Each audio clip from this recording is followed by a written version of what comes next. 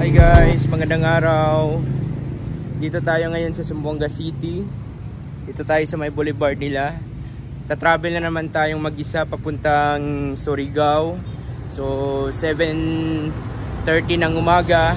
Dito na tayo sa Zamboanga. Galing pa tayo ng Hulo-Sulo. Ngayon magta-travel tayo papuntang Surigao. Madadaanan natin yung Pagadian, Iligan, Cagayan de Oro. Pag hindi na kaya natin, gabihin tayo sa Cagayan de Oro na tayo magstay. So tara, let's go.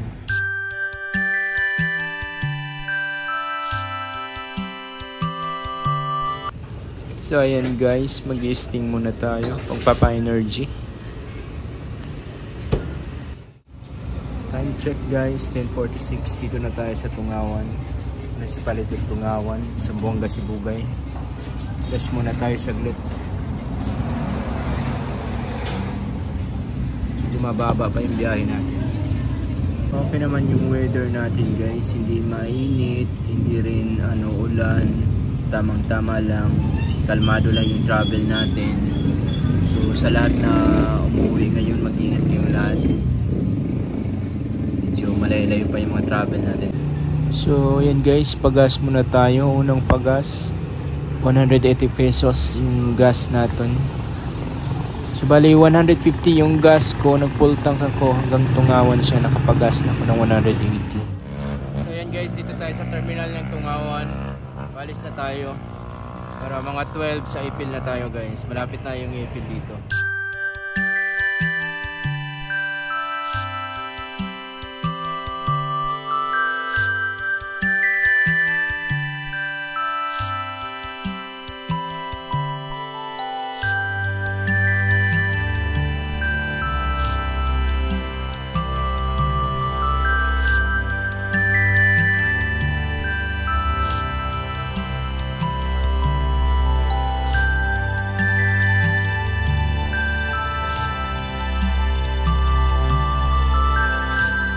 So ayun guys, dito na tayo sa Ipil.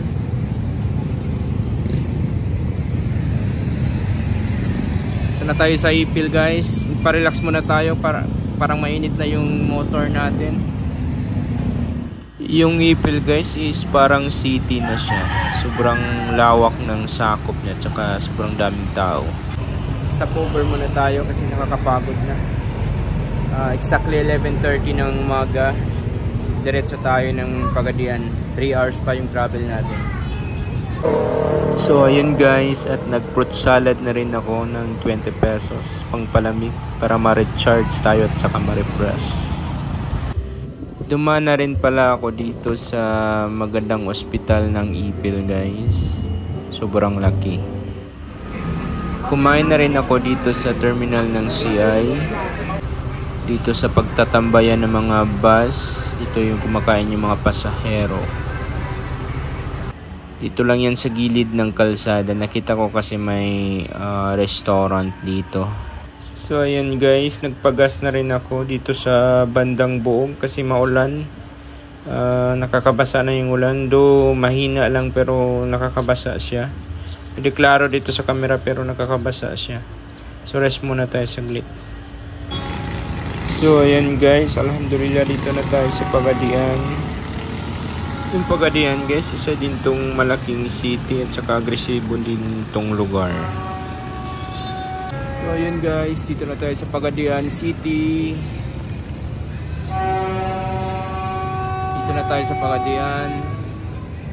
3:30 ng hapon. Nakahintot kasi tayo doon sa may Buog. Nakahinto tayo kasi grabe yung ulan, malakas. So ngayon 3:30 na ng hapon, dito na tayo sa Pagadian.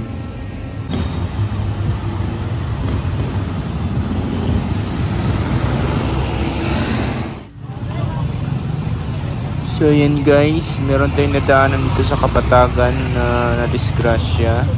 Kanina pala hindi ako naka-video, may nadaanan din ako na disgrasya doon sa may CI dito sa Kapatagan. Pangalawa na tong na-disgrasya sa motor din.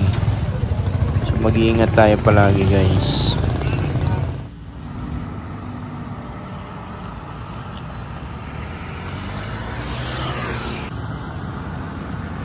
Hi guys, Ganang hapon, 5:13 ng hapon. Dito na tayo sa Lanao del Norte sa Tubod. So, papunta pa na tayo ng Cagayan. May mga nadaanan pala akong mga nadisgrasya guys. Dalawang motor. At saka dun sa Kapatagan may nadisgrasya. At saka dun sa CI may nadisgrasya din. So, dalawa na yung nadaanan ko na disgrasya. Mag-ingat-ingat tayong lahat guys. So ayun guys, dito na tayo sa Iligan City. Mag-stay muna tayo dito sa The Morbi Hotel. 7:30 ng gabi. Grabe yung basa ko kanina. Hindi na kaya papuntang Cagayan. Though kaya pa naman kasi 7:30 kaso maulan lang. Mahirap na baka mabasa yung mga gamit natin. And then dito sa The Morbi Hotel, marami tos ng branches. Kung ikaw ay nagtitipid, 200 pesos, 280 lang yung 12 hours dito. Kung ikaw ay nagtitipid na travelers, meron silang mga branches sa Cagayan, Iligan, Davao. Itong The Morbi ay parang budget economy. Yung mga nagtitipid na mga travelers. Maganda dito guys, yung pag-i-stayhan lang. Hindi masyadong exclusive, pero meron na siyang CR pang isahang tao. Yan, CR dyan sa likod. So yan, may flat screen TV na sila, may salamin. So yan, okay naman dito sa The Morbi guys. Makakatipid ka naman to 80, 12 hours na. So yan lang guys.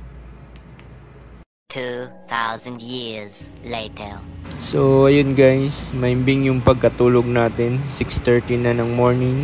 Check out na tayo guys kasi mahaba pa yung travel natin. Nasa Iligan pa tayo. Target natin kagabi is Cagayan kasi sobrang lakas ng ulan. Pero okay lang guys, maganda naman yung tulog natin. Dito pa lang The Morbi dito sa Iligan guys. Wala silang elevator. Di katulad sa Cagayan at sa Davao. Wala silang elevator. Exercise lang muna tayo. At least makaless tayo. Budget tayo. Malayo yung travel para ma-enjoy natin. Magbabayad lang tayo kung maganda ang view. So yun guys. Daming rooms dito. Solid naman yung rooms. 81, check Hindi out. naman siya sobrang as in pangit. 81. So yan guys, yung mga room rate nila. So pili lang kayo dyan. So ito lang muna yung na-vlog ko ngayon. Kita-kits tayo sa Cagayan next vlog. Thank you guys.